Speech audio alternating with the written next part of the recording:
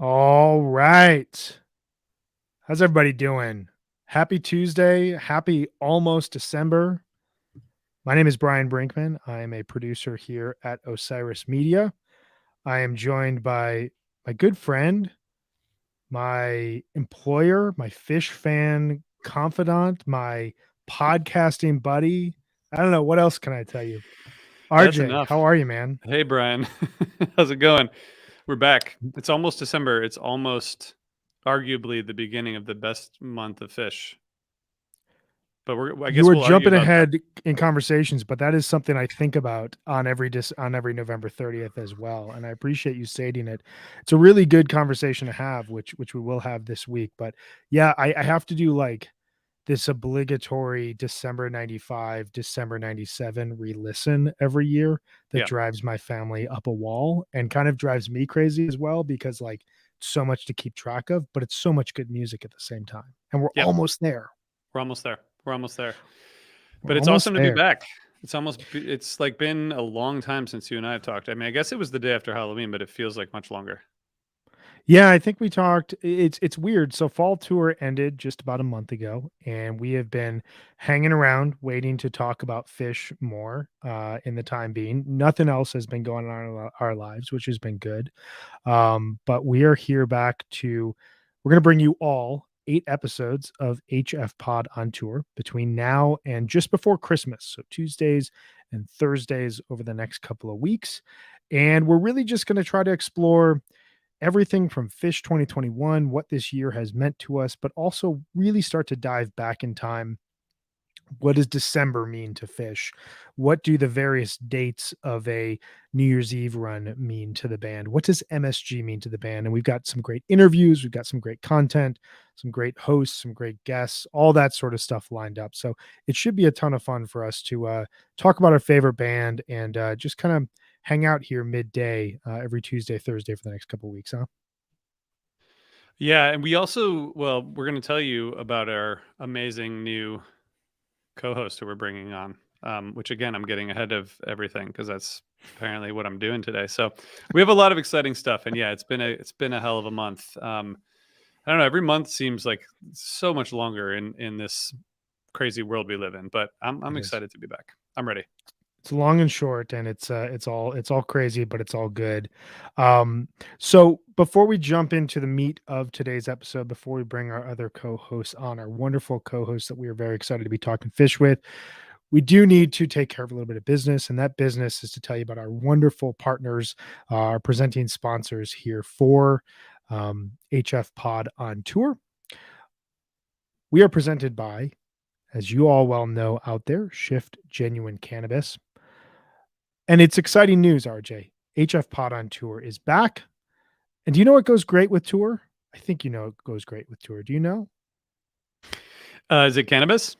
It's cannabis. Yes. So HF Pod on Tour has been and continues to be proudly presented by Shift Genuine Cannabis, which is based and sold here in the state of Colorado, where I am. It's a great state. Back in July, the Osiris team had a chance to visit the Shift Ranch outside of Telluride, and we toured their grow operation. It was an amazing experience in so many ways. Our biggest takeaway, though, was the care and attention to detail that Shift puts into growing their flower. The facility was beautifully high tech with every detail in place. It was an amazing journey.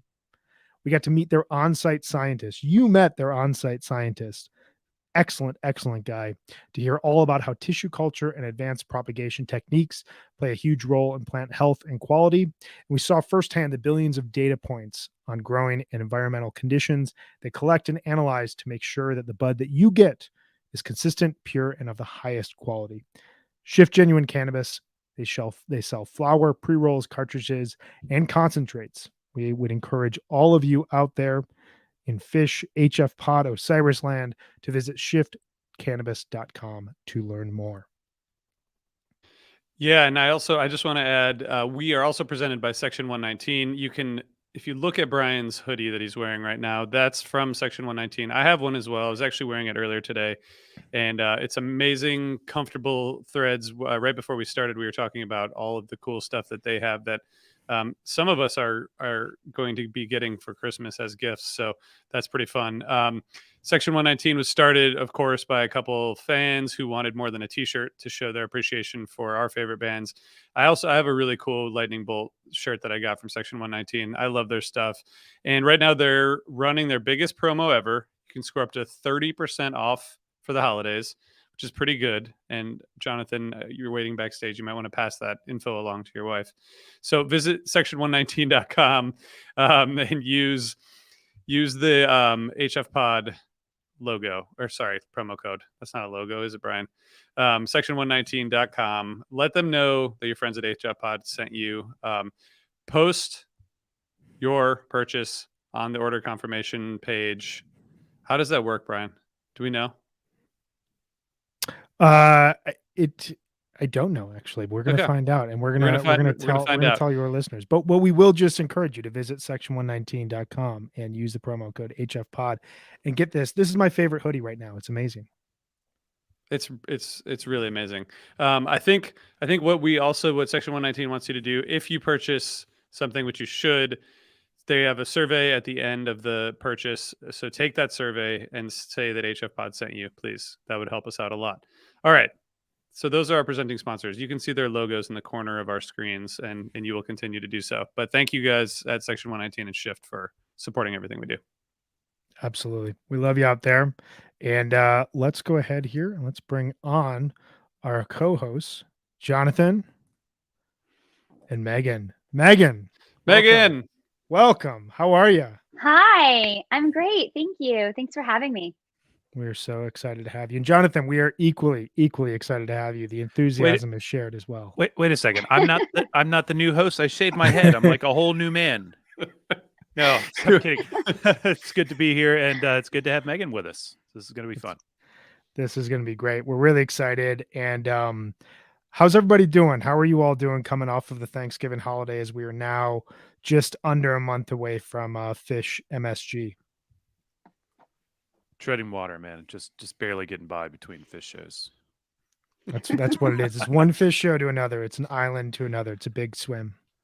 How about you, Meg? I feel like I actually have a moment to breathe. I feel like there was so much fish content coming at me this summer and fall that I was like struggling to keep up and like trying to decide what was my new favorite. So I feel like I'm actually like able to breathe now, listen back to some stuff and really think about, reflect on the music that I heard this year, and just hoping that we can make it through to January 2nd and still have concerts. So that's my hope. The eternal optimism and the hope of the Fish Hut concerts happening. I'm right there with you, and I definitely share in it. I'm curious to hear everybody's thoughts, because as RJ and I were saying during the intro, we haven't talked really on camera about Fish 2021, or really off camera about it. It's been it happened over like a 3-month period in time. It felt like everything. The Tab tour didn't feel like any sort of a break for any of us. It was just more music to consume, all good problems to have. And here we are now, a couple weeks later. Like you, Megan, I finally had a chance to like start going through this unending best jams of 2021 playlist I had and be like, oh, wow, I had completely forgotten about that moment. I forgot about this set. So I'm really excited to talk with you guys all through Fish 2021 here today. Can I ask you guys a question? Because I feel like after fall tour, like you were saying, Megan, I kind of had to like take a break for a while, just for like, I guess 2 weeks or something. I'd listen to so much every day for months on end. Did you guys take a break, or did you just like keep powering through and like keep on listening? Absolutely, I took a break. Yeah. I mean, I had records that I hadn't listened to yet. I had records that I wanted to get back to, and a whole other podcast with about a whole other band or bands to work on. And it was nice to have a little bit of wiggle room to put on stuff to support those things, or just to support my habit of listening to too much music all the time. Yeah, I feel like I had a day job that I really had to like focus on. I was like, wow, I'm teaching 3rd grade. I really should spend some time thinking a little bit more about this. And also talking to my family. Like usually I'm walking around with my AirPods in, just listening to last night's show all day, and everyone's starting conversations with me and I'm not answering them. And they're like, hey, trying to talk to you.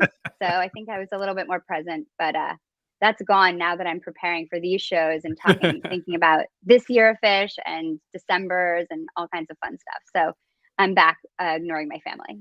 Megan, I just want to say real quick, I have a 3rd grade daughter, and I can't believe that you teach 3rd graders. That's like, and I guess I can believe that you do that, but that you also do anything else is amazing, because it must be so exhausting and probably rewarding also. But man, if I spent my day with a group of 3rd graders, I'm not sure I would be able to do anything else. Oh, they're awesome. They're so much fun. Okay. It's a great All right. age. Well, I'm glad I'll hang out with your daughter any day, RJ. Okay, I'm sending her over right now. Perfect. Brian, did you take a break? I did. Yeah. I realized I was talking with a couple friends about this. Like, you know, I tend to do 2 things throughout the year where I listen to a lot of Fish that's happening, but I also am tracking a lot of other music and trying to compile what are my favorite albums of this year. And this was like the first year in, I don't even know how long, where it felt like there was just a 3-month gap where if I was going to throw music on, it was going to be a recent Fish show. And, you know, I blame the San Francisco Carini or the Shoreline Soul Planet or, you know, the Hershey Ruby Waves, like all these great jams I just keep returning to as reasons why I felt like I fell out of what are my favorite albums of the year. So starting right after Halloween, I started going back through kind of a list of 100 albums that I really like and made it through there and kind of figured out where I was at with this year. So that was really nice. And then obviously Goose Fall Tour happened, and that was another diversion for me. So I took a bit of a break from Fish, came back about a week or so ago to prepare, and just found myself loving some of these sets and some of these shows and jams all over again. Which should we jump into it? The meat of the show today? I think we should, but I just want to say quickly that one of the reasons that we wanted Megan to be a part of this is that, Megan, you were on HFPod and a couple of our quick hits, and we really appreciate your perspective, and we think you're going to add a lot to the discussion. So do you want to say anything about yourself before we dive in? Just like how maybe, I mean, Jonathan, Brian, and I have talked to our listeners and viewers about Fish for, you know, hundreds of hours, so we can't make that up that quickly. But when was your first show, and how long have you been a fan? Yeah, so my first show was in November of '94 in Michigan, in Grand Rapids, Michigan, and I started listening to Rift before that. That's what kind of got me into Fish, and I was a big Deadhead, but once I found Fish, I felt like it was really my music, my era, and was super into them in the mid to late '90s. And then I took kind of a pause. I mean, they were on hiatus and broken up for a little bit of it, but got really back into it at the Baker's Dozen. It just totally reinvigorated my obsession, and it's just been really exciting to kind of listen to them in a way that I hadn't when I was younger, in a real kind of intentional way. And so it's been really fun kind of relearning all of the stuff that I loved when I was younger. Sweet. Love Amazing. that. Welcome. She's been seeing Fish longer than you are, Jay. I know. So just keep that in mind. I'm just gonna mute myself. It's just another conversation where I'm just the eternal noob. It works though. So as I mentioned during the intro, we're going to be here every Tuesday and Thursday for the next couple weeks, diving through Fish history, as well as kind of focusing on the micro aspects of a New Year's run. But we figured, since we haven't talked about Fish 2021 enough, this would be a good way to kind of segue us into this larger series here. We've all taken breaks. We've all returned to the band now here after a couple of weeks. We wanted to talk about Fish 2021, what this overall year has meant to us, and kind of where we see the band at this point in time, and kind of with the benefit of a little bit of time since this incredible fall tour happened, since summer tour happened, since the Halloween set happened. What do these all sound like with a bit of distance? So I think I want to start with just a general question. Megan, as our new host, I want to throw this to you. Where are we at with Fish and Fish 2021? Where do you hear the band? How are you interpreting the band now versus perhaps past eras, or just kind of where are they at in your head? Yeah, I was thinking about this, and this metaphor kind of came to me. It's a little long-winded, so indulge me, but I'll make it quick. We don't do Before I was a long-winded on this show. I'm teacher- sorry. Oh no. Well, then I'm definitely in the wrong seat for sure. Before I was a teacher, I was actually an actor, and acting is a really interesting art because you prepare really intently to come into scene with like a strong perspective and an understanding of what your character wants and what you want from that scene. But then you have to remain like super present and receive what your scene partner is giving you and react to that really truthfully. And I feel like that is a mirror for how Fish is playing right now. You know, they've been coming in with like these really strong musical opinions and perspectives, but remaining totally open and listening super intently to their bandmates and reacting musically in a way that's truly inspiring. I think that it's to play that presently is so hard and it's so rare because so few bands have actually been together for this long. And I think just like in acting, actors love to act with the same actors over and over again because there's this level of trust and allows you to take these risks and be vulnerable. And I see Fish doing that this year in a way that is just so incredible. I think that the work they did writing the Sci-Fi Soldier album really enabled them to develop really new sounds, new effects. You know, they came in with all this new gear and a lot of new songs. And so I think they came in really with a lot of strong opinions musically. But then listening back to their jams and the songs from this year, it's just so incredible how they're listening to each other and how kind of agile they are. And I think this has been a rebirth. And for me, I feel like this is one of the best years of Fish in a really long time. That's really good. I like that, and I love the word vulnerable is something I've thought a lot about Mhm. Fish in the last couple of years. I felt it immensely throughout 2019, even though there were aspects of their jamming or their Mm. shows that didn't fully work like just to my ears. I thought that the debut of Ghost of the Forest was like unquestionably the most vulnerable we'd ever heard Trey. And it, as I was listening, I was kind of like, okay, this feels like a new direction for the band. And I almost wonder if, you know, reckoning with the death of a very close friend, this unexpected pandemic and unexpected break that none of them were planning for, all of this kind of informs where they're at right now. And they're kind of just throwing themselves out there without a net in any way. Excuse me for mixing metaphors of bands, but like, you know, they're just like they're throwing themselves completely out there, and it just happens to be working musically on an idea conceptual basis. Jonathan, what are your thoughts in terms of where Fish is at?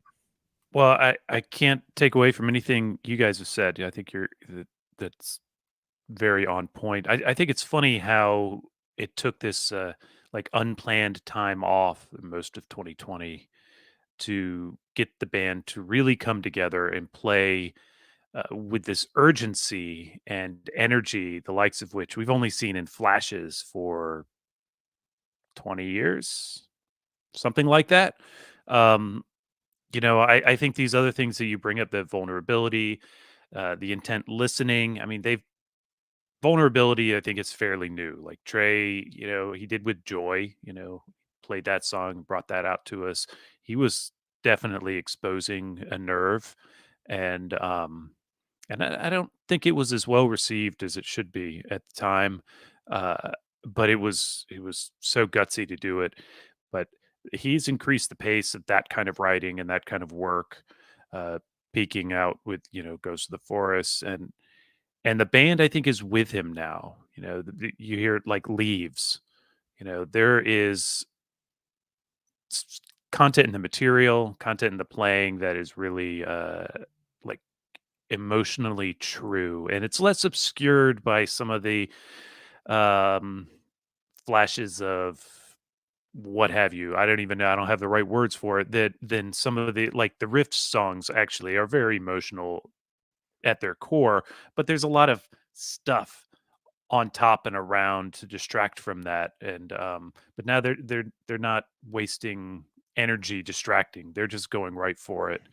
And the same thing goes for jamming. They're not wasting energy like, well, it's this song, this song. It's just like they start playing and like a good uh, you know, improv performance troupe, they just yes and each other all the way through for 30 minutes to go. As long as it feels good, they keep going. And it's refreshing and amazing to hear a band at this point in the career that just has that kind of new energy. Yeah. I was thinking, Brian, sorry, I just want to just the reflecting on the Get Back documentary, which Jonathan, Matt, Brian, and I spoke about at length yesterday, and you can find podcasts wherever you get your podcasts. They were, we talked about how watching the Beatles evolve from like 4 individual people in those sessions back into like a group by the end. It seems like at this point, Fish like entered this tour and probably the practice, that you were referring to, Megan, already there, like actually kind of like you were saying, John, about the Ghost of the Forest being they might have been slightly more disconnected then. I mean, they almost certainly were, right? And over the past year or so, it's interesting how the pandemic seems to have brought them closer together musically.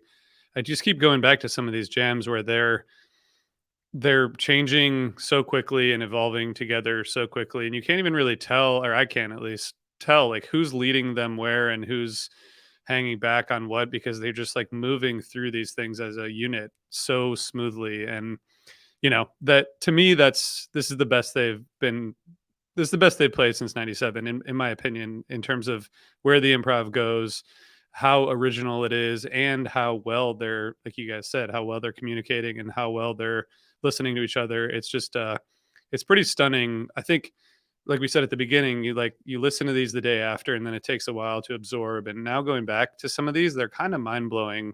Some of these shows, like even more than they were the next day. Which, I mean, how many days did we wake up and see like, oh wow, they had like 4 20-minute jams last night? That's interesting. And then it just kept happening, and you're like, cool, I guess that's what Fish does now.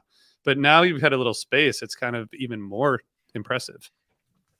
Really is. It's kind of striking. I went back through set lists to prepare as much as I do for these kinds of things, and I was like, really, they did that? Oh my gosh, they did that? Yeah. Oh, I remember this one. I remember that one. And like, it was just, I said it a bunch, I think, over the regular podcast, is the, embarrassment of riches. Like, they just kept giving all year so far. It's been crazy. So I figure they'll just toss off a few shows in Madison Square Garden. It'll be just, no big deal, nothing fancy. And, and we will deserve nothing less. Yeah, I have 2 just quick thoughts, because this is great podcasting, because we're all in, I think, agreement about how great the band is. Nobody's sitting here throwing out the negative thought that we have to debate, but that is what Fish was like in 2021. I guess first thing, just very simply, you talk about the embarrassment of riches, Jonathan. I was just listening through some of the Vegas highlights, and I remember in my head, oh, they opened with a 16-minute 2001 and went into a 16-minute 1999, and then they jammed Axel 2 for 20 minutes. But as I'm going through this playlist, that literally is just, I like this performance in the moment, I'm adding it here so I can listen to it weeks or months from now. I come across the set closing, I Always Wanted It This Way, from 1029. It's stunning. And like, right. I haven't heard anyone talk about it. I haven't thought about it. And it's you weren't sitting next to me at that set break. I wish I was. I've only seen one show with you. It was a very good one, 8/15/15. So maybe that's a good sign. But no, I was listening to it and I'm just like, my God, this is proof of the embarrassment of riches. And the other thing I was thinking about this on Halloween. The chorus and the lyrics to Lonely Trip seem to summarize for me where the band is at right now. And this idea that, you're floating on an ocean, isolated from the rest of the world. And even in a non-pandemic time, it's so hard to communicate and connect with other people sometimes. And the fact that these 4 guys have figured out a way to take their brains that are all very beautiful but very strange brains into like secret languages and communication with each other on a musical standpoint, and then bring thousands and thousands of us along, is such a beautiful thing, though. And, you know, we talked about this in the final episode of Undermine season 2. The band was there for us during the last 2 years in a way that I don't think any of us would have expected. And those two kind of converging things, this music that is played so intentionally and aggressively that you get performances like I Always Wanted It This Way that nobody's talking about, but is an amazing surprise gem to re-listen to. And this idea of what Trey was writing about in just March of 2020, you know, just to me makes this year so special. So we're going to get into not necessarily awards here as we continue to talk about 2021, but I want to hear from all of you. What are the moments that really stuck out for you? RJ, I'm going to start with you. What was we're going to talk about summer and then we're going to talk about fall. What was your favorite show of summer 2021 and why? This is your summer book report. Deer Creek Night 1. Thank you for listening. I mean, the dexterity with which they move through those two totally different pieces of improv in the second set is like sort of a summary of the whole tour for me. I just couldn't, still today listening back to it, I just couldn't believe it. It was just stunning. And that's in a, you know, aside from all the awesome shows I saw in person, I think that sticks out for me personally. Megan, what about you? Well, it's funny because the show that I wasn't at that I was going to pick was definitely Deer Creek Night 1. And that show is just so, Deer Creek is such a magical place. I saw the Dead there in the mid 90s. That was my second Fish show. And I knew that show was going to be amazing. And I just think the opening to that show is so strong. That Carini Wolfman Sand is just pure fire. And the 3 riff songs in a row, and obviously the second set is monster. But I'll talk about the show that I was at that was my favorite, since you talked about Deer Creek, which was Hershey Night 2, which was kind of surprising because it's just not, it wasn't, you know, it's not one of the monster shows, I think, of the tour, but it was such a fun show. And I think like coming out and opening up with You Sexy Thing, which is like when it's summer and it's hot and rainy and you hear that, she's like, yeah, I'm into this. Like, I want to dance to this song right now with all these people. I think that was just such a fun vibe, and they seem to be having so much fun throughout the whole show. I loved also hearing them play like really old classics like Free and Bug, but with a really strong intentionality. I think that they're not throwing anything away anymore. You know, those songs they could play in their sleep. I mean, I've been hearing them play those songs for 25 years and they sound brand new when they play them still, which is just so incredible. And I think speaks to how they're playing right now. And also that Haley's Into Lonely Trip is one of my favorite moments of the whole tour. I just think it's absolutely beautiful, and that Haley's jam is just, it's great. It's an amazing pretty show. Good picks. Ruby Waves is I keep going back to that. Jonathan, what about you? Yeah, the second set. Well, I mean, I don't want to say everybody else is wrong, but I mean, actually, I do want to say everybody else is wrong, but I can't say that. But I did pick something different. I picked Shoreline Night 1, the 8:31 show. This show has it all. Everything except for like a Buried Alive opener, frankly. You know, it opens with Glide though. It's got a stash that is beautifully executed, and set 1 ends with Moon Age Daydream. The rock of I Never Needed You Like This Before, right before the stash. So good. Everything, like set 1 is outstanding to me. But then it opens with the second set with Soul Planet, and it's a 40 some minute Soul Planet. And I just re-listened to this today to make sure I really meant it when I sat here to tell you how much I like this show. And it's outstanding. Like that jam goes places that I mean, it boggles the mind. It defies the words. It certainly defies most of my adjectives. And then lands into the final hurrah. And what just a great second set. Glides right through, you know, theme, Axilla Part 2, Tila Harry Hood to close. Come on. Fee Wilson encore. This is great stuff. And God damn it, why wasn't I in Shoreline that weekend? It was actually a Tuesday. That's exactly why it was not a weekend. But you know what I mean. That's my pick.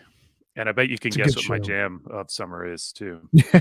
Well, we're not there yet, but it's a good I'm jumping ahead. show. It's a good show. And yeah, I was supposed to be there, and I remember sitting on the couch, just being like, it's a good 20-minute Soul Planet. It's a good 30 minutes. Wow, it's a 40 minutes. Like, why am I here right now? I hate All it when great that happens. picks. Yeah. I feel like, and this is a sign of a really good tour, I could have picked any of your shows and felt like, you know, that was the show. Like that Deer Creek show that Friday night, I have very, very vivid memories of being at home and the opening trio just being like, what is happening right now? And saying that over and over again. The Hershey show that Tuesday, one of my favorites, the Shoreline. I'm going to go with what at the time was, I was like, I probably won't see a better Fish show than this for, I don't know, 5 years. And then Fall Tour happened. And that was Dick's Night 3, September 5th, 2021. Those who know me know that we have a very specific spot in Dick's Sporting Goods Park that we hold down every single night of the run, and is my favorite place to see Fish in the entire world, as much as I love MSG. And we had a very good crew there. RJ was there, Brad was there, Tom even joined us for a little bit. It was a ton of fun. We had a lot of good people around us, and they just played a show that, like, if I had written this down on paper, I would have been like, okay, cool. And it just is one of those nights where, like, it didn't matter what song they played. The way that they played those songs just like spoke to me. The Sigma Oasis into All These Dreams. And then you follow that up with just a gorgeous end of summer, late first set Reba with a gin to close it out. The second set, I got my first Catapult since my second show. It's a song that, like, I keep feeling like I hear in so many weird jams, as like I hear it over the years. Finally, they played it in the midst of just a mind-blowing Simple. The Ruby Waves, again, you know, another great a great version of that from the summer. And Harry Hood to close out the set. All started out with a Set Your Soul Free and a Lonely Trip. So really special show. Absolutely loved it. Felt big feelings in the venue, and it's held up for me ever since. I love that show. I listened to that show a bunch too. It's really incredible show. It flows, man. It flows. Mm-hmm. Before we move on to fall, really quick, one word. What is your jam of the summer, Jonathan?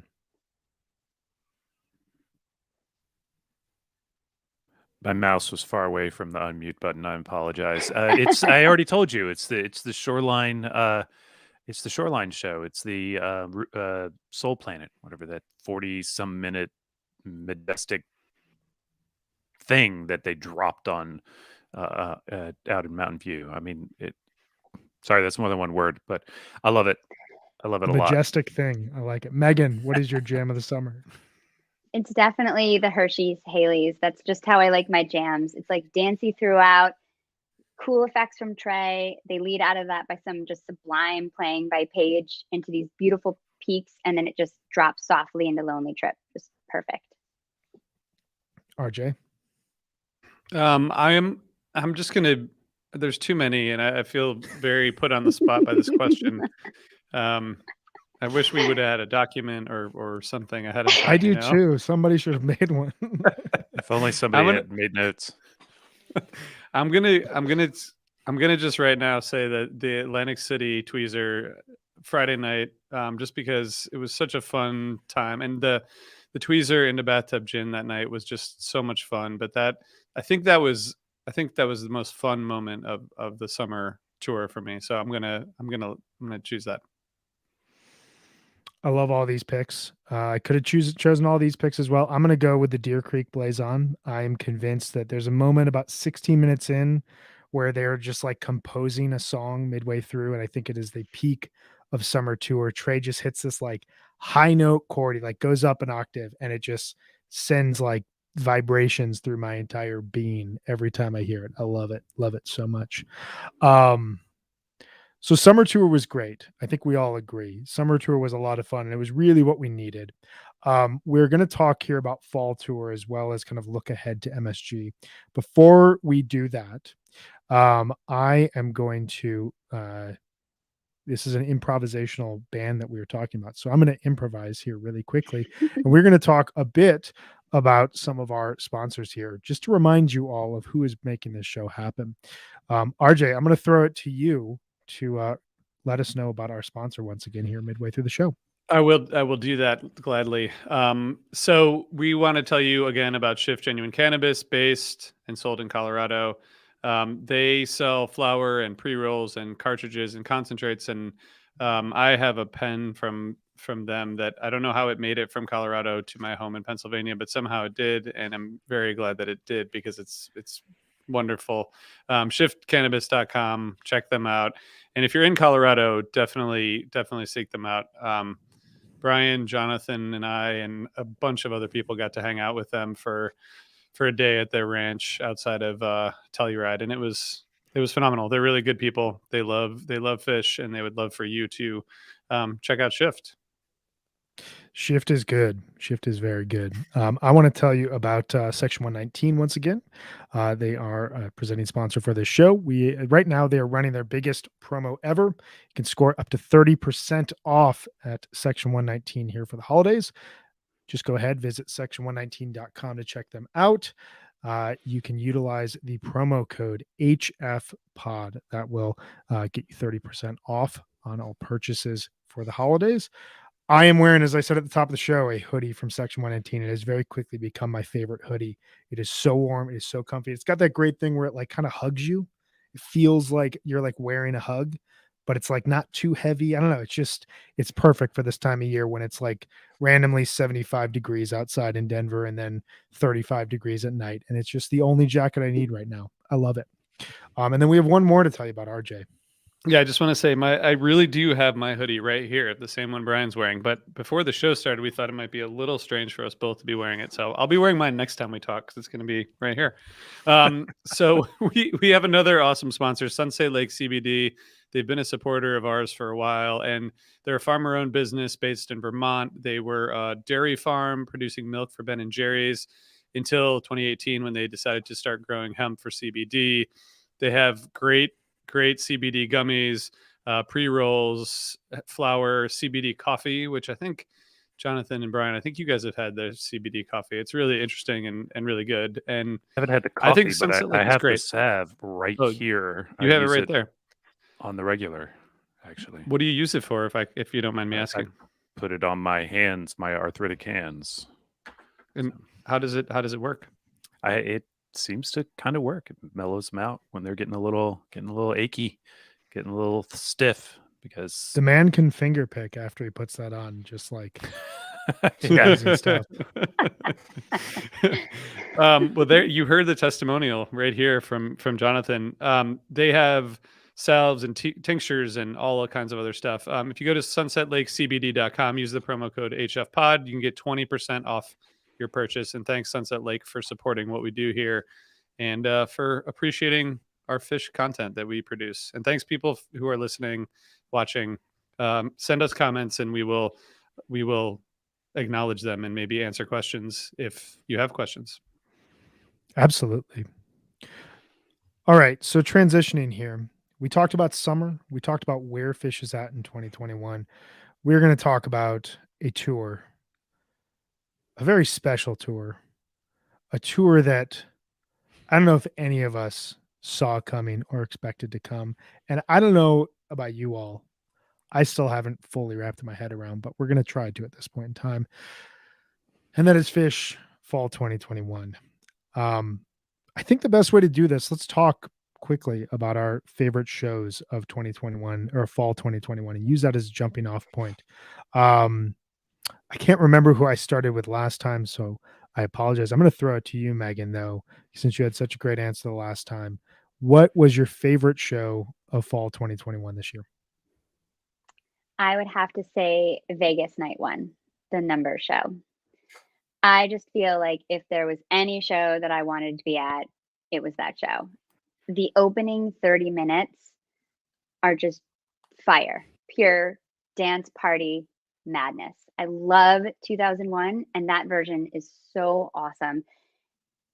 Into 1999, it's just like super fun, and I think just so like I was listening to it in the car and listening to the crowd just absolutely roar throughout both of those songs. It just felt like such an incredible vibe to be there. I was really sad I wasn't there. I think the segues are so good in this show, and they're just willing to take almost any song out for a ride. Like, just type to jamming on every song. It's just like, yep, this song, we're going to take this for a ride too. Yep, this one too. The second set, Seven Below, so incredible. The debut of If Six Was Nine. I think every song in that second set is so well played, and the jams are awesome. And the encore, I think, is just totally perfection. I think that it's one of those like perfectly executed gag shows. It's almost like offensive to call it a gag show because it's just not a gag. It's very serious. Right. Serious fish business. Yeah. Yeah. There's also bust outs, there's a debut, like, and it's also just super fun. I think that this was the show that I wish that I was at. Yeah, I was there, and I will say that it was. I was saying to somebody in the elevator afterwards that they could have played just a regular show, just any old regular show, roughly at the kind of level they had been playing the entire tour, and we would have all been thrilled. And the fact that they played at that high level, but made it a themed show, really did kind of like, I mean, blew my mind. It was everything you described. Yeah, yes, it was like that. It was so great. So great. I'm glad you were there. I remember Me too. kind of sitting on my couch and like being freaked out by how good it was. Right? Like, it takes a lot. Like, I was kind of just like, how this has to be way too intense for some people that are there. And Totally. I think you nail it though. Like, it's a gag show, but it's not. Like, it's a fish joke that's totally serious. And I don't know, just works on such a immense level. I love it. RJ, what was your favorite show of fall? Well, I won't steal yours, Brian, because I know what yours is, but I will say that probably the one that you're gonna say is up there. But the second night of Vegas for me was kind of a perfect show. I mean, did I steal yours, Jonathan? Yes, but that's all right. I have other things to say. It about turns it out, than you will, I'm turns sure. out we both loved that amazing fish show. Weird. Yeah, weird. Who'd have thought? Jonathan, what did you love about it? No, I want to hear what you loved about it first, so I could say different things. I think that to me the the Olivia's Pool Axilla Part 2 opener. I mean that Axilla 20 however many minutes was just kind of the peak of everything that we've been talking about, in my opinion. That could, like you said, Megan, that anything could go anywhere, and there was just, once it kept going on, it was clear that it was not going to stop for a long time, and it was just so impressive. And then the second set with a tweezer sort of anchor in there, which is, to me the best way for a fish show to happen. It was just phenomenal. I loved it. And I will say the ending of set 2, when they went back into tweezer, into Sigma Oasis, and then into Walk Away, was just an amazing way to end. And so it was so loud in there, and it was so hot, and it was like so insane. And it just, like, the Walk Away closer, it just kept feeling like the show was going to end, and then it just kept not ending. And that's a pretty cool way to wind down a second set. Yes, so my pick is also that night. Surprise. And they didn't yeah, play possum. they didn't play possum. Yeah, although that would have made it even better. Yeah, this show is just it is kind of perfect. This is the, like, they could have come and played any like normal show at a high level that I was talking about in the elevator the previous night. This is that show, like, except maybe a little higher. It's just the Axilla Jam is astounding. Olivia's Pool is so great to have seen. I was just thrilled to see that. That was my first Axilla Part 2 since Philly 12/28/94. Um Hydrogen, which they just never play for me. So, and they played a decent version of Hydrogen in that Mike's Groove. Shade, perfectly placed, I thought. And the I Always Wanted It This Way that Brian correctly loves so much. It was it I thought that was like 3 times longer than it really was. Actually, by the time when it was over, I saw somebody tweet the set timings and the song timings. I was like, really? It's just, it felt like time just stretched forever during that. It was so good and so fun. And then the ass-handed tweezer, sand tweezer transition was real nice, and that walk away peaked harder than any tweezer reprise that I've seen in a long time, honestly. I mean, it was huge, and a lot of fun, and a hell of a way to close a show. And then Julius tweezer reprise to let us out of the freezer. So that was pretty nice. What a great Pretty amazing. goddamn show. I would probably be picking it if I weren't there. But I will acknowledge attendance bias. But I mean, if you hate this show, there's something wrong with you. I just want to say on a personal note that my friend Sam, who is not a huge Fish fan, but a fan of going to shows to have fun, came to his first show since I think 95, or I think it was 95, and that was his first show that he saw since since Fish 1.0. I saw him on the way in, but You're welcome. I'm sorry I didn't see him on the way out. Exactly. Yeah, that show's really insane. Like, Mike's is this like sneaky, incredible jam 3 songs into the show. Weekapog is great. You've got like the return to the Axela 2 theme that then goes into the hello, how are you? We hope you had a good time. That like just dotted the last couple nights of fall tour. And the tweezer has that like eternal groove in it towards the end of it that I absolutely love. Sand kind of goes back into it. It's a great show, and it's crazy how, for so long in fall tour, 10 days or so, we're talking about all these shows that have happened, knowing that Vegas looms on the horizon, and how the first 2 shows that are picked here in this segment are Vegas night 1 and night 2. Like, they just come ready to play at the end of a fall tour. I'm going to go full attendance bias, and I apologize, but I think I'm right here. Chula Vista. I think RJ knew I was going to answer this. The thing with this tour is, like, I could have named 6 shows and everything I think would have been right. Like, I think 1028 and 1029, those are right. Eugene night 2, that's right. San Francisco night 1, that's right. Like, there were so many just good, complete shows. Chula Vista, did they play though, more than 6 venues in the whole tour? I mean, it was like, but but that doesn't negate your point. Actually backing you there. And I will say, I looked very closely at Chula Vista and was like, maybe. Same. Yeah.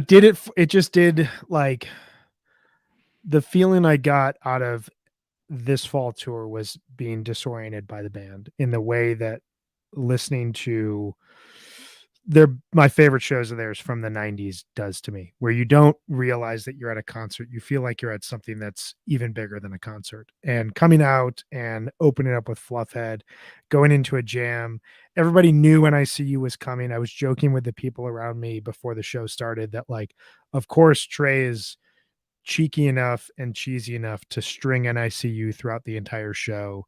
We thought it'd be kind of this lame, like, oh, ha ha ha, here's an ICU again. But like, they turned it into jams throughout the entire show. Like, it created a jam out of Free. It created a 17-minute NICU. The Piper that comes towards the tail end of set 2. When I was figuring, okay, we're just going to kind of get some songs here, and like the band has done some jams, songs have been played in weird places, and then we get this dive into Hades and this like 2.0 inspired Piper that, standing where I was, it felt as though the lights were just going to completely fall on us and trap us there forever. And I was okay with it because it was such a good show. And then I got Sense and Subtle Sounds with the intro for the first time since my second show ever, or my third show ever. It was crazy. It was an amazing show. But I think, to all of our points, there were just an embarrassment of riches and highlights throughout the entire tour. It was good stuff. Brian, can I ask Megan a question real quick? You probably were going to Yes. go here, so I'm sorry for cutting you off if you were. But Jonathan and Brian and I have been able to talk about Halloween a few different times. What can you give us your summary of your take on the Halloween show? Yeah, sure. I mean, I was totally blown away by the whole theme of the night, and I thought it was super interesting. I feel like the songs definitely I'm excited to see where they go. I thought they had some really good moments and some grooves. I think it's hard when you're listening back. Like I didn't listen live to it. I listened to it the next day and I couldn't sit down for oh, you have one. Show off, Jonathan. Like showing his comic book. Not fair. Sorry. I have younger kids. I can't get away on Halloween. I just can't do it yet. But anyway, I couldn't sit down and listen to it, for 4 hours or whatever. So I had to listen to it in kind of fits and starts. And I just felt like it was hard to kind of get a good kind of feeling about it. But I really liked some of the songs. And I also feel like I was listening back actually to the Casbah Vax recently, and I was thinking like those songs sound a lot different now. And I think that these songs are going to evolve. And I was also really grateful after I heard it because I felt like that was the reason why we had such an unbelievable summer and fall tour. I feel like that inspired them in a way that was endless. And I think that that is, when the band is inspired creatively, when they're creating things and having fun, we all get to benefit from that. And I think that that set looked like a lot of fun for them, and that you could tell they had fun making it that album. So I was excited about it, and I need to listen to it some more. Honestly, I haven't really spent a lot of time listening to it. It's a lot of music, but yeah, it was cool to listen back to. I Honestly, feel the same way, I need Jonathan. I need to go back to it Yeah. again because Mhm. I listened to it right after I was there. I listened to it right after a couple of times, once immediately and then once right before we did something and we did a podcast, I guess, and then I haven't been back because of just as we said at the top of this thing, just getting to other things, and listening to other stuff for a minute, catching my breath, cleansing my palate. But yeah, it might be time.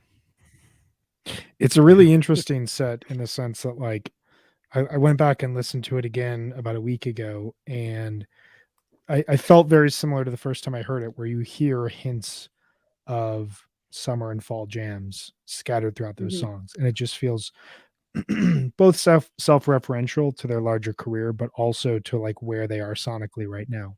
And I'm really curious as we move into MSG, Mexico, and whatever 2022 has in store for us, how these songs impact them because they feel like we've heard a lot of new songs debuted through Halloween performances over the last decade, but a lot of those have felt as though they were kind of a deliberate next step forward to the band, like they were a different type of songwriting to the way that they were playing.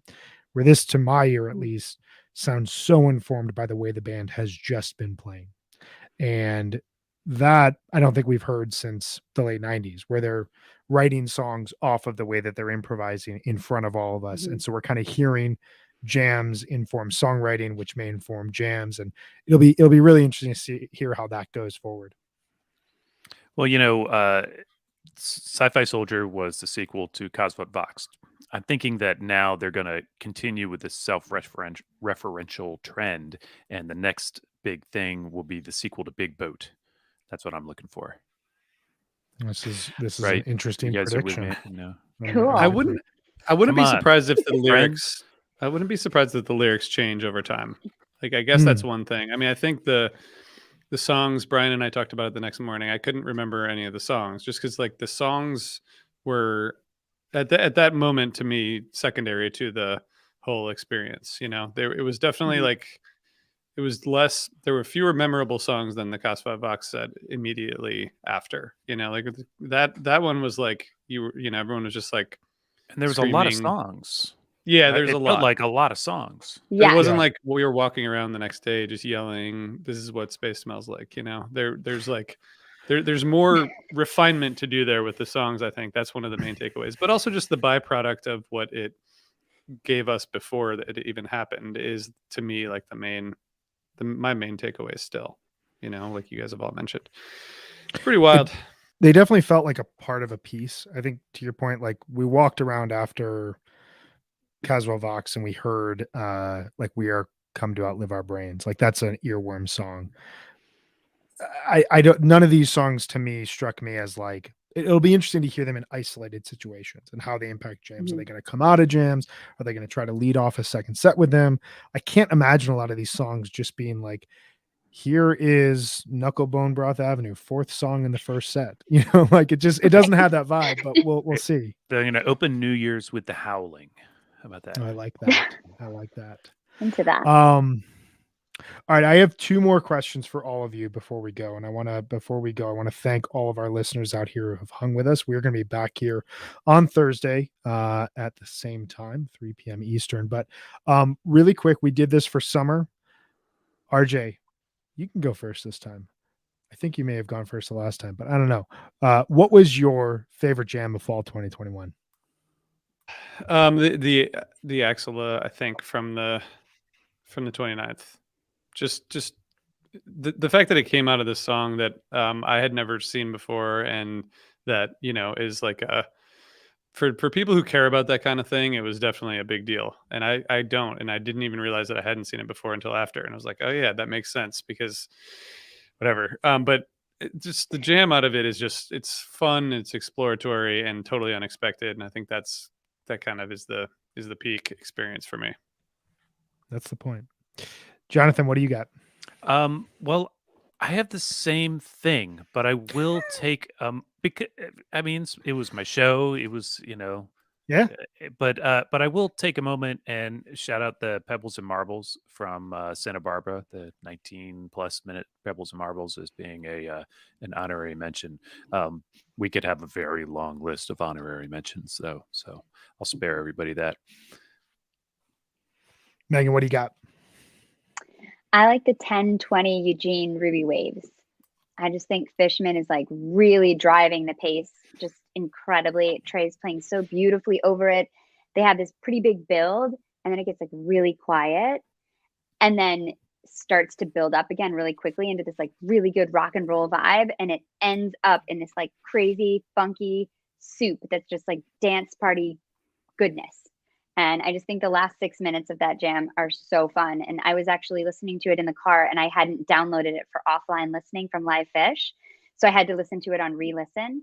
And so I was hearing the crowd noise, and it was awesome. People were just going crazy, like, erupting at all these different moments and peaks. And it was just, I thought it was a really, really awesome jam, and nice landing in the Lonely Trip again. The Lonely Trip landing pad. It's a good place to be. Totally. It's funny because this tour, I live in Denver, so it was late for me to stream a lot of these shows, but it was much easier for me than you all on the East Coast too. That's like 1 o'clock, 2 o'clock in the morning on a Tuesday. So there were a lot of shows where like there were moments that I was watching and just being like, I can't wait until the rest of the Fish fan base hears this tomorrow and freaks out over this. And that was one of those moments where I was just sitting on my couch watching it, and like 16, 17 minutes in, Fishman's playing almost nothing but like everything at the same time. I don't know. I don't even know how to describe what was going on with his drums. And I absolutely love that. That was actually going to be my pick. You took it from me, so I'll note this for the next episode. But I'm going to go with the only jam of this tour, and I think the only jam I've ever seen that literally reduced me to tears, and that was the Carini from San Francisco. They come out for an encore after playing an incredible show, and they play Carini, and the place just loses it immediately because it's Carini in the encore. Everybody's thinking of the Island Tour in 12/30/97, and then somehow they turn it into one of the most heroic and just emotional building peaks of a jams I've ever heard. And I just have an image in my head of like just deep red lights, and like late in the show when Kuroda has like the lights just like kind of stringing together and they look like they're just like dangling, there's smoke everywhere, and Trey's just like playing the wah, and the whole place is just like got this one chord reverberating through it. And so I love that. That was everything. It's a hell of a thing. It's a hell of a thing. All right, last question before we go, and this is I saved the tough question for last. RJ, I'm going to go to you because you keep saying this, so I'm going to put you in the spot once again. Is fish better than ever? I mean, I have to say yes because I've already said that yes a few times. So yes, Stand I your agree ground. with my previous self. Yeah, I mean it's outrageous. I mean I don't know. I spend the last couple weeks going back to 97 Fish because like when November 16th rolls around and November 17th and like you have to listen to those shows. I mean that tour is just it's incredible. So now that I went back and listened to all of those fall 97 shows, I'm not as positive about my opinion as I was before I went back and listened to them since last year, but I will say yes. Megan? So I'm of two minds of this. I think that it's hard to say that a band is ever as good as when they're kind of striving, right? Like that ambition and drive and hunger when a band is trying to prove themselves is just it's hard to match that. But just like it's hard to kind of objectively analyze a Fish show that you're at, I think being in where we are right now, I feel like it's the best they've ever been. And in the mid 90s, I was totally obsessed with Fish. I traveled the world to see them. I was obsessed with them. It's all I listened to. But I was also like a 19-year-old who was making poor life choices. So I was also enmeshed in like lots of personal drama. And I feel like I wasn't able to like listen the way that I am now. And I think that now I'm listening like so intently. And I just feel they're playing at a level they're just never phoning anything in and they're so present. And I think that thinking back to what was going on with them personally in the 90s, creatively, they were incredible and they were playing with such fire. But now they're really maturely playing in a way that is, I think, just incredible. The risks they're taking creatively, the joy that they feel, I think the connection with their fan base, I think is so strong. I think the Beacon Jams kind of broke that fourth wall between the audience and the band. And I think that has enabled a dialogue that's even richer than it ever was before. And I think that the fans' abilities to connect with each other through social media and just these kinds of podcasts is just makes this universe so rich. And I just think it's hard to match that too. So I'm split. I love that. It's a good answer. It's a really good answer. Jonathan, what do you got? It is a good answer for a non-answer. Come on, commit. Commit. Okay, yes, they're better than ever. Yes. Yes, We're got it. breaking news here. We're Stand up breaking to news here, Jonathan. guys. Hey, well, that being said, I don't really believe in ranking bands, particularly against themselves or other bands or any of that. I think, though, Talk about committing to an answer. yeah, hell, you just wait. I think, though, that Slow build. Fish has Fish. I mean, they're different people, right? At this point, they're mature. They're not striving like they used to. I think that's a very good point to raise. And in the 90s, they were, when Megan and I first saw Fish back in the day, they were they were like hungry. They were just attaining, arenas and large amphitheaters and getting bigger arenas. And every tour was bigger step forward. And every show I saw was better than the last. Every show I saw was better than the last. And it kept going like that for a few years. And then I took a break because I had a kid. And then I came back and it was just different, but they had definitely continued growing. And they continued doing that quite a bit right to the end of 1.0. And 2.0, they were a different band. Lots of reasons why. Different people being one of them, different lives, different motivations, different problems. They were a different band. Time off again, 3.0. They come back and they want to be the band that they were. And they tried, I think, to be the band that they were, as opposed to the band that the band that they tried to be the band they used to be, as opposed to the band that they actually were for a while. I think they've broken out of that.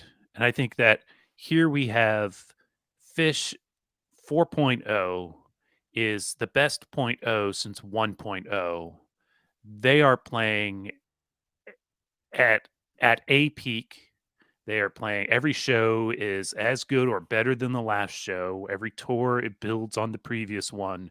They are really hitting a new stride. And while there may be less of the hunger, less of the striving to attain, instead they're more mature. They know that they don't need to grow as a band and get bigger venues. They don't want to be playing stadiums. What they want to do is be better at what they're doing and who they are, and improve and expand what they're doing and who they are musically and personally. And that, I believe, is what we're reaping the benefit of. The new toys that come in as they develop new music and develop the Halloween thing.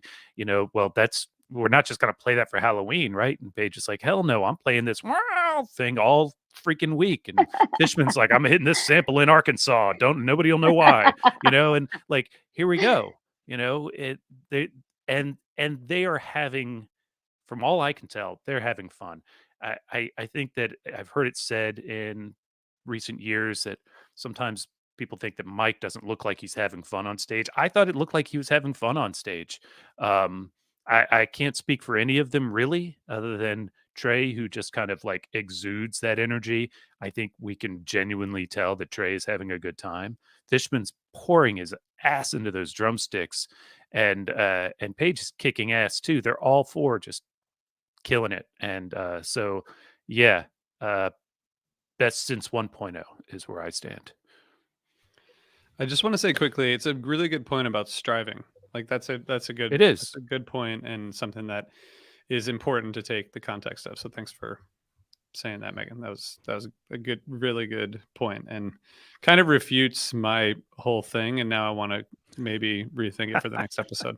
But I joined you. I'm on your team now. So Yeah. So come on, you can't go back. All right, I won't. But it's true though. Bands, you hear it in all kinds of bands, not just jam bands. When they're young and hungry, and their first few albums, and they're literally scraping to eat and play as many shows as possible. They're playing with a very different energy than when they are 20 years later a legacy act. It's just, but Fish has found a way to mitigate that ennui, if you will. Yeah, I think everything you guys have said has been really insightful, and me putting a gotcha question here at the end has completely come back and slapped me in the face with you guys giving incredibly earnest answers that have fueled excellent discussion. So thank you. I think I'll try to keep it, like, my perspective is always that of, I feel like the eternal noob, even though this is like the longest cultural object that I've like been invested in, and I spend so much time just like thinking about this band. But I got in this band in 2001.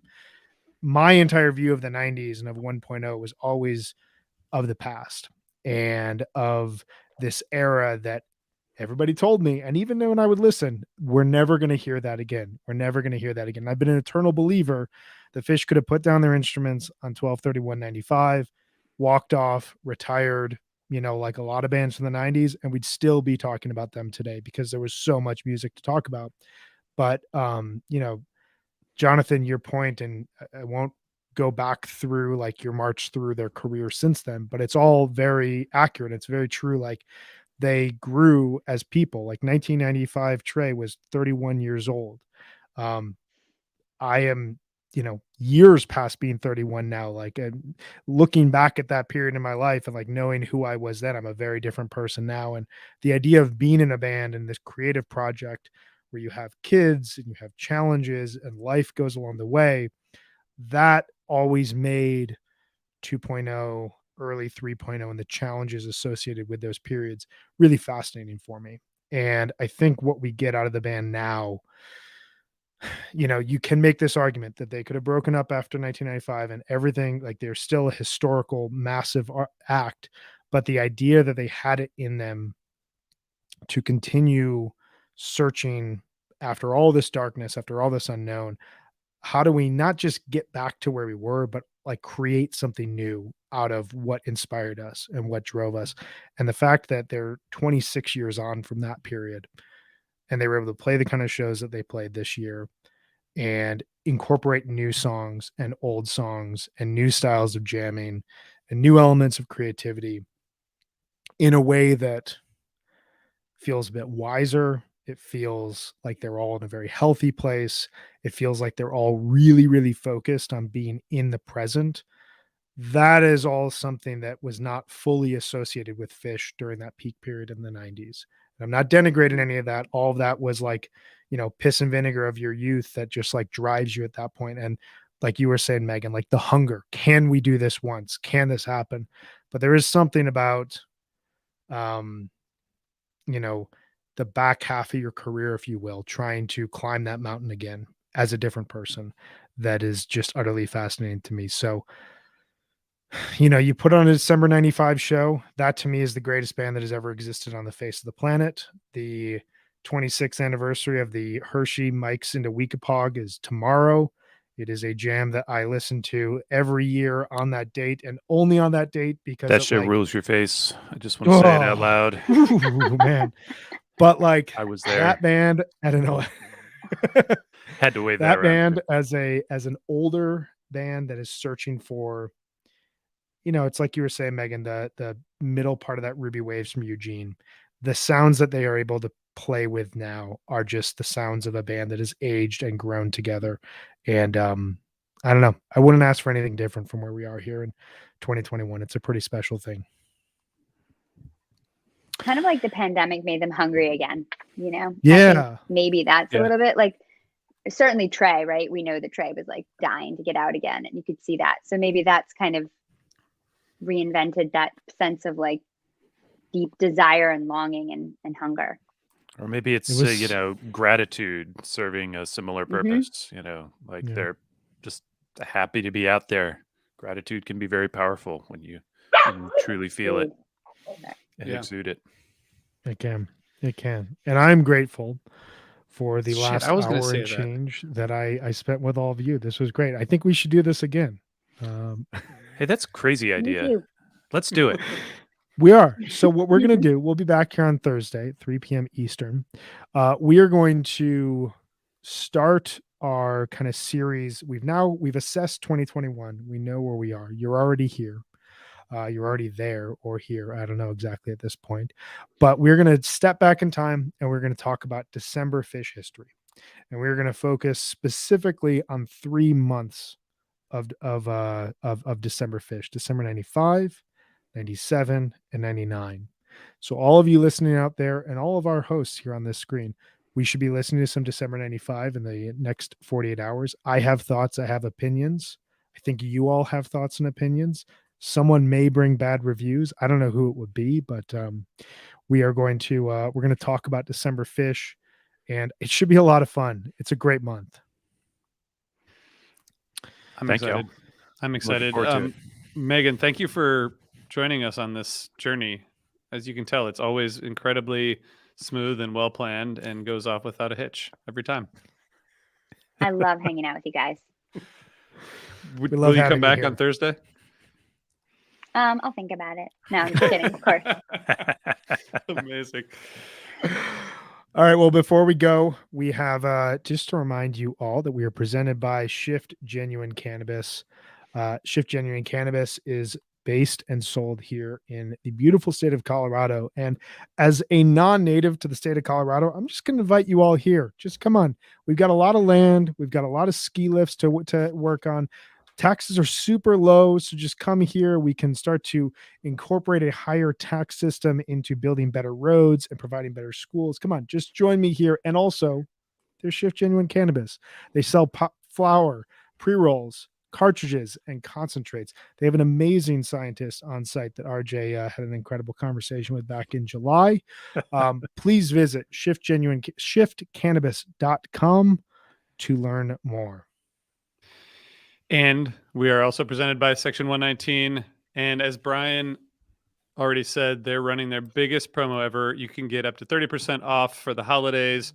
So go to section119.com, use the promo code HFPod. You can buy gifts for your wife, your husband, your dad, your Yourself. mom, your brother, yourself, your podcast co-host, the CEO of your favorite media company, your favorite new co-host of the Helping Friendly podcast. You know, there's a lot of people that you can buy things for. So go to section119.com, use the promo code HFPod, and fill out their survey after you check out and tell them we sent you there, so that they like us even more than they do now. Awesome. Well, thank you all, RJ, Jonathan, Megan. This was a total joy. Thank you everyone for hanging with us here on this Tuesday. We'll see you here, same time, same place, different day, but we'll see you here on Thursday. Thanks all. Can't wait. Thanks.